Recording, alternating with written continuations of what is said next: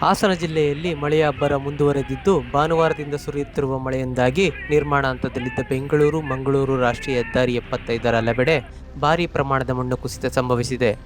ಇದರಿಂದಾಗಿ ಹೆದ್ದಾರಿ ಸಂಚಾರ ಬಂದ್ ಆಗುವ ಸಾಧ್ಯತೆ ದಟ್ಟವಾಗಿದೆ. ಈ ಕುರಿತು ಸಂಪೂರ್ಣ ಮಾಹಿತಿ ಇಲ್ಲಿದೆ. ನೋಡಿರಲ್ಲ ಸ್ನೇಹಿತರೆ, ಇದು ಸಕಲೇಶಪುರದಿಂದ ಮಾರ್ನಹಳ್ಳಿವರೆಗೂ ಏನು ಬೆಂಗಳೂರು-ಮಂಗಳೂರು ರಾಷ್ಟ್ರೀಯ ಹೆದ್ದಾರಿ ಇದೆ. ಹೆದ್ದಾರಿಯಲ್ಲಿ ದೊಡ್ಡಪಳ್ಳಿ ಹತ್ರ ರೈಲ್ವೆ ಕ್ರಾಸಿಂಗಿಂದ ಮುಂದೆ ಏನು ವೈಡ್ನಿಂಗ್ಗೋಸ್ಕರ ಸುಮಾರು 100 ಅಡಿ ಎತ್ತರದ ಗುಡ್ಡವನ್ನು 90 ಡಿಗ್ರಿನಲ್ಲಿ ಇವರು ರಾಷ್ಟ್ರೀಯ ಹೆದ್ದಾರಿ ಪ್ರಾಧಿಕಾರದವರು ತಪ್ಪಿಸಿದ್ದಾರೆ. ಅದು ಇವತ್ತು ಮಳೆಯಲ್ಲಿ ನಮ್ಮ ಕಣ್ಣೆದುರುಗಡೆ ಲೈವ್ ಕೊಚ್ಚಿಕೊಂಡು ರಸ್ತೆಗೆ ಬಂದಿದೆ. ಆ ಕಾರ್ಗಳು ಎರಡು ಸ್ವಲ್ಪ ಇದರ ಹಿಂದೆ ಇದ್ದಿದ್ರೆ ಆ ಲಾರಿ ಇರೋದ್ರಿಂದ ಮಣ್ಣು ಬಂದಂಥ ಫೋರ್ಸ್ನ ತಡೆದು ನಿಂತ್ಕೊಂತು ಲಾರಿ. ಕಾರ್ಗಳು ಇದ್ದರೆ ಕಾರು ಕೊಚ್ಚಿ ಕೆಳಗಡೆ ಹೋಗ್ತಾ ಇತ್ತು. ಅಂಕಲದಲ್ಲಿ ಏನಾಗಿದೆ ಅದೇ ರೀತಿಯಾದಂಥ ಒಂದು ದುರ್ಘಟನೆ ಇಲ್ಲೂ ಆಗ್ತಾ ಇತ್ತು. ಇದು ನೋಡಿ, ಮಣ್ಣು ಮತ್ತೆ ಬಂದು ಕುಸಿತಲೇ ಇದೆ. ನೀವು ನೋಡ್ತಾ ಇರ್ಬೋದು. ಇದು ಬಾಳುಪೇಟೆಯಿಂದ ಎಚ್ಚದೇವರೆಗೂ ಸೇಮ್ ಇದೇ ರೀತಿಯಾದಂತಹ ಲ್ಯಾಂಡ್ ಸ್ಲೈಡಿಂಗ್ ಎಲ್ಲ ಕಡೆಯೂ ಆಗ್ತಾ ಇದೆ. 2017ರಿಂದ ಈವರೆಗೂ ಸುಮಾರು 8 ವರ್ಷದಿಂದ ಇದೊಂದು ರಸ್ತೆಯನ್ನು 30% ಕೂಡ ಮಾಡೋಕ್ಕಾಗಿಲ್ಲ. ಇವರಿಗೆ ಎಲ್ಲ ಬೇಕಾಬಿಟ್ಟಿ ಮಾಡಿದ್ದಾರೆ, ಅವೈಜ್ಞಾನಿಕವಾಗಿ ಮಾಡಿದ್ದಾರೆ. KBN ವಾಲ್ನ 80-100 ಅಡಿ ಎತ್ತೋದ್ವರೆಗೂ KBN ವಾಲಲ್ಲಿ ಕಟ್ಟಿಬಿಟ್ಟು ಅಲ್ಲಿಗೆ ಮಣ್ಣು ತುಂಬಿಸಿ ಎಲ್ಲ ವಾಲ್ಗಳು ಕೂಡ ಎಲ್ಲ ಒಂದು ಕಡೆಯಿಂದ ಬಿದ್ದೋಗ್ತಾ ಇದ್ದಾವೆ. ನಿನ್ನೆ ಗುರುಗಳ ಹತ್ರ, ರಾಟೆಮನೆ ಹತ್ರ ಬಿದ್ದೋಗಿದೆ, ಕೊಲ್ಲಳ್ಳಿ ಹತ್ರ ಬಿದ್ದೋಗಿದೆ, ಬಾಳುಪೇಟೆಯಲ್ಲಿ ಬಿದ್ದೋಗಿದೆ. ಅಷ್ಟೇ ಅಲ್ಲ, ಇಲ್ಲಿ ಎತ್ತಿನಹಳ್ಳದಿಂದ ಹಿಂದೆ ಕೆಸಗನಹಳ್ಳಿ ಹತ್ರ ಕೂಡ ಅವರು ವಿಜಯಶಂಕರ್ ಮತ್ತು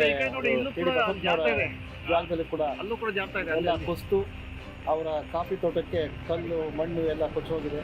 ಇದು ಇಡೀ ರಸ್ತೆ ಏನಿದೆ ಬಾಳುಪೇಟೆಯಿಂದ ಹೆಗ್ಗಡೆವರೆಗೂ ಇದು ನಿರಂತರ 2017ರಿಂದ ಇವತ್ತವರೆಗೂ ಯಾವತ್ತು ಇವರು ಭೂಮಿನ ಕಟ್ ಮಾಡಿದ್ರು 90 ಡಿಗ್ರಿ, ಅವತ್ತಿಂದ ಈ ಸಮಸ್ಯೆ ನಿರಂತರವಾಗಿ ಆಗ್ತಾ ಇದೆ. ಇದೇ ಜಾಗದಲ್ಲಿ ಸ್ವಲ್ಪ ಮುಂದೆ ನೋಡಿ, ಅಲ್ಲಿ 2019ರಲ್ಲಿ ಮೇಲ್ಗಡೆಯಿಂದ ಗುಡ್ಡ ಕುಸಿದು ರಸ್ತೆ ಹೋಗ್ತಾ ಇರ್ತಕ್ಕಂಥ ಟ್ಯಾಂಕರ್ ಬಂದು ಆ ಮಣ್ಣೆಲ್ಲ ಟ್ಯಾಂಕರಿಗೆ ಹೊಡೆದು ಆ ಟ್ಯಾಂಕರ್ ಸುಮಾರು 300-400 ಅಡಿ ಆಳಕ್ಕೆ ಹೋಗಿ ಕೆಳಗಡೆ ಬಿದ್ದು ಅಲ್ಲಿ ಒಂದು ಸಣ್ಣ ಕೆರೆ ಇದೆ. ಆ ಕೆರೆ ಒಳಗಡೆ ಟ್ಯಾಂಕರೇ ಮುಳುಗೋಗ್ಬಿಟ್ಟಿತ್ತು.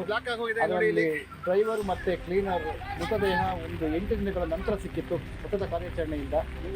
ಇಷ್ಟೇ ಅಲ್ಲ, ಇಲ್ಲಿ ಪ್ರತಿ ಮಳೆಗಾಲದಲ್ಲಿ ಗಂಟೆಗಟ್ಟಲೆ ದಿನಗಟ್ಟಲೆ 24/7 ಕೆಲವು ಸಮಯದಲ್ಲಿ ರಸ್ತೆ ಬಂದಾಗಿದೆ. ರಸ್ತೆ ಬಂದಾಗಿ ಬೇರೆ ಬೇರೆ ಮಾರ್ಗದ ಮೂಲಕ ಹೋಗುವಂಥ ಈ ಅವ್ಯವಸ್ಥೆಗಳ ಕಾರಣ ರಾಷ್ಟ್ರೀಯ ಹೆದ್ದಾರಿ ಪ್ರಾಧಿಕಾರ ಹಾಗೂ ಏನು ಚತುಷ್ಪಥ ಕಾಮಗಾರಿ ಮಾಡ್ತಾ ಇರ್ತಕ್ಕಂತಹ ರಾಜ್ಕಮಲ್ ಕಂಪನಿ ಇದಕ್ಕೆ ನೇರ ಹೊಣೆ.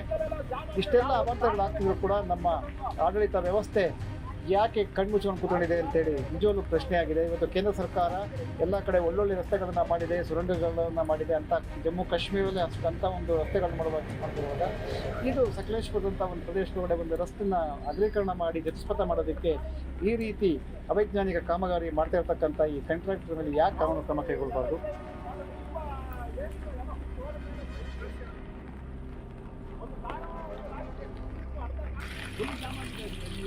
ಕ್ರಮ ಕೈಗೊಳ್ಳಿ. ಓಕೆ, ಏನು ಫೋನ್ ಮಾಡ್ರಿ, ಫೋನ್ ಮಾಡ್ತಿದ್ದಿಲ್ಲ.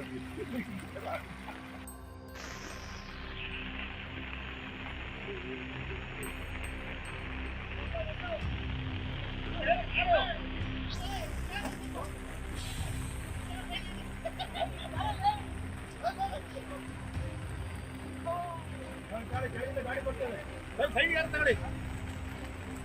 ತಾಳಿ ಬಿಡಬೇಡಿ, ಕೆಳಗಿನ ಗಾಡಿ ಬರ್ತದೆ.